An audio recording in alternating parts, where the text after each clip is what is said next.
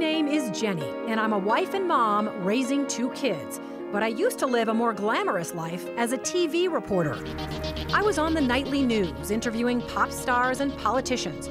So when I said goodbye to TV and hello to motherhood, I suddenly discovered what we moms are up against. We live in a world that tells us to be rich and famous, thin and successful. You know, almost nobody says, "Oh, hey, you're a mom? That's fabulous." But you are fabulous, and I'm here to tell you why. It's the Channelmom Show, celebrating you with Jenny Dean Schmidt. Hello to every mom out there today. My name is Jenny Dean Schmidt. I am your host and a mother myself. I'm going to welcome you to my difficult day. I'm having a tough day. I had maybe 2 hours of sleep last night, and it wasn't because I was up partying with my children.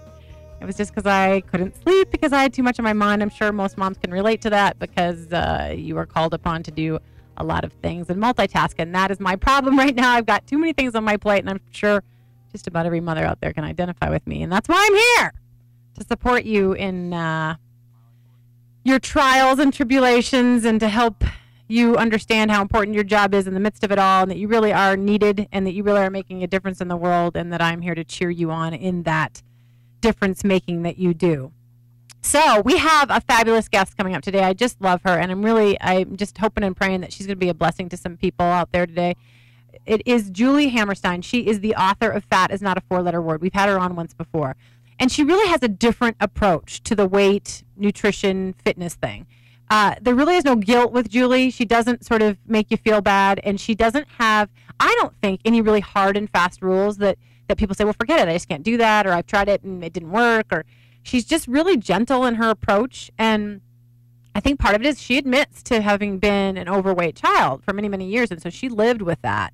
And she kind of gets what it's like to be there, and now she looks great. If you could see her, you can go to channelmom.com, you'll be able to see her. She looks fabulous.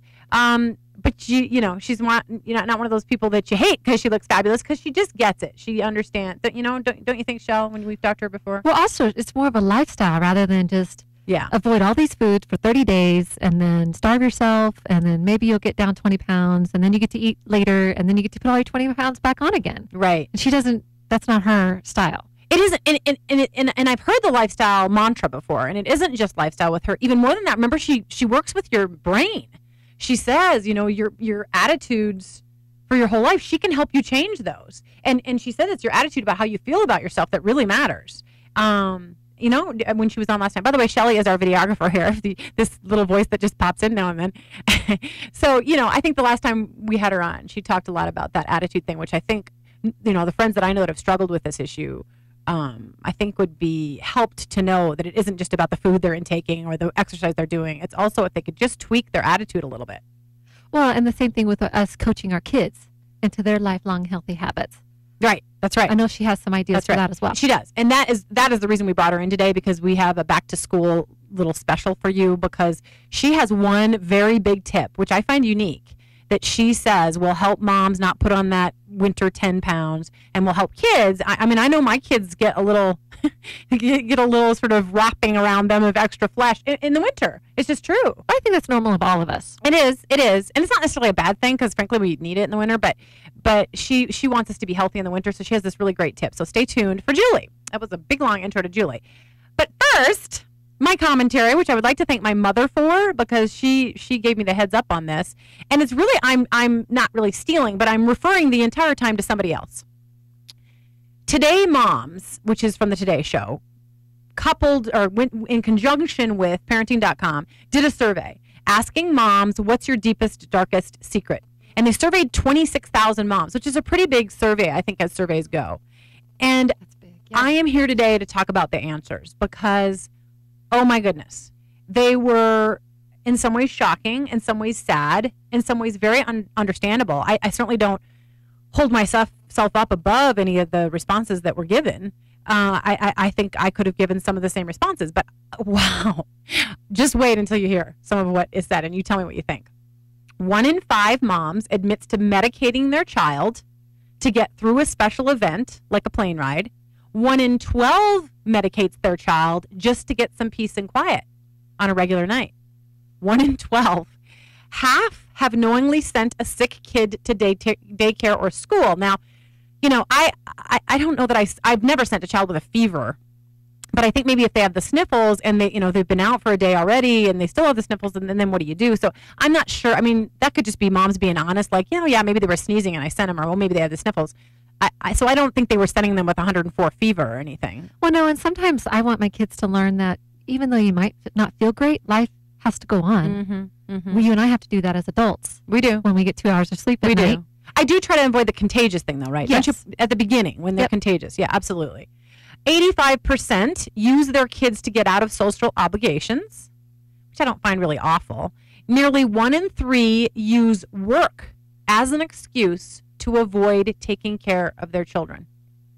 33% of mothers use work as an excuse to avoid taking care of their children.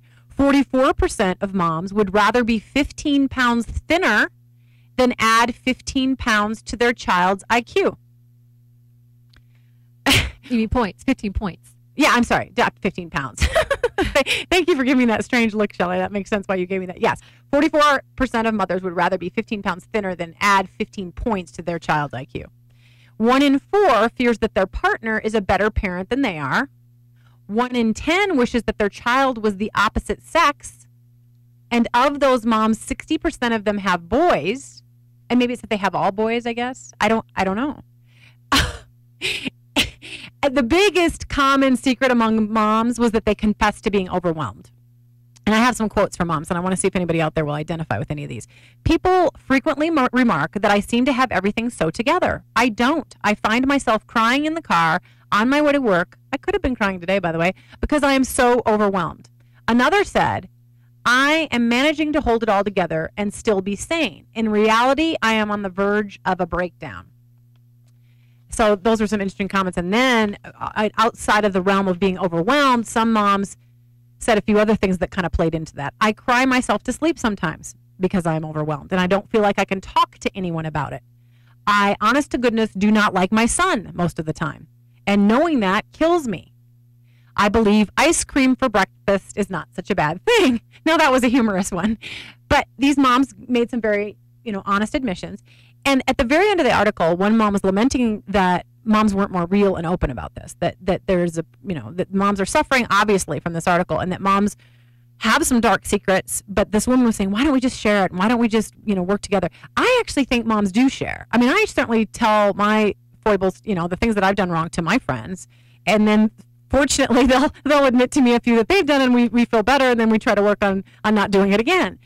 So I don't think that's true. And maybe she just doesn't have a group of honest friends. But what do you think? Well, maybe some of the mothers sounds like they're working, and you don't know what kind of friendships they can have in their working environment either.